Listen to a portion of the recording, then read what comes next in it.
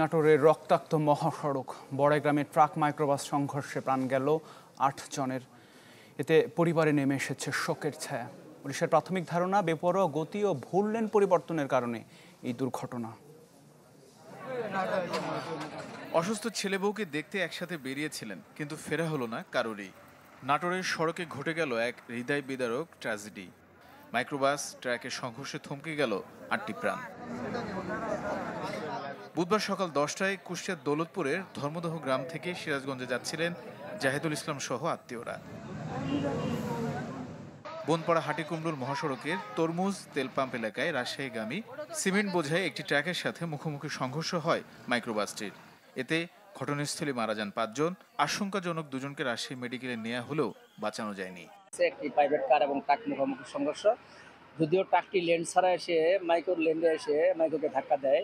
তো এটা ট্রাক ড্রাইভারের উদ্দেশ্যে বলবো। গাড়িতে 7 জন যাত্রী ছিল, সম্ভবত একই পরিবারে হয় বলে আমরা ধারণা করছি। তার মধ্যে 4 জন মহিলা সহ 5 জন স্পটেই মারা গিয়েছেন। 2 জনকে হাসপাতালে নিয়ে যাওয়া হয়েছে। বনপাড়া থেকে কাছিকাটা পর্যন্ত খুব অ্যাক্সিডেন্টটা খুব বেশি হয়। এটা প্রশাসনিকভাবেও আগে আসা দরকার এবং প্রত্যেকটা ড্রাইভারদেরকে সতর্ক হওয়া উচিত। ঘটনাস্থল পরিদর্শন শেষে নাটোরের পুলিশ সুপার জানান, বেপরোয়া গতির কারণেই হতাহতের ঘটনা। মনে হচ্ছে বেসিক্যালি সে যে ট্রাকটা মনে হয় তার রং সাইডে চলার চেষ্টা করছে। আমাদের কাছে প্রাথমিক তদন্ত সেটাই মনে হচ্ছে। ট্রাকটা যদি তার লেনে থাকতো এই দুর্ঘটনা এড়ানো যেত। এদিকে চালক বাদে বাকিরা সবাই একে অপরের আত্মীয়। একসাথে গ্রামে এত মানুষের মৃত্যুতে শোকে স্তব্ধ সবাই। খবর পেয়ে স্বজনহারা পরিবারকে সান্ত্বনা জানাতে ভিড় করছেন অনেকেই। আসলে এত বড় মর্মান্তিক সড়ক দুর্ঘটনা আমাদের এই ধর্মদার ফরাজি পাড়া, আমরা ফরাজি, এটা মানিয়ে নেওয়ার মতো বা বলার মতো আমি ভাষা খুঁজে পাচ্ছি না।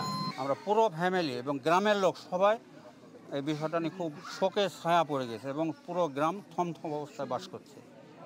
নিহত জাহিদুল ইসলামের 2 ছেলে সোহান ও সাগর প্রবাসে থাকেন।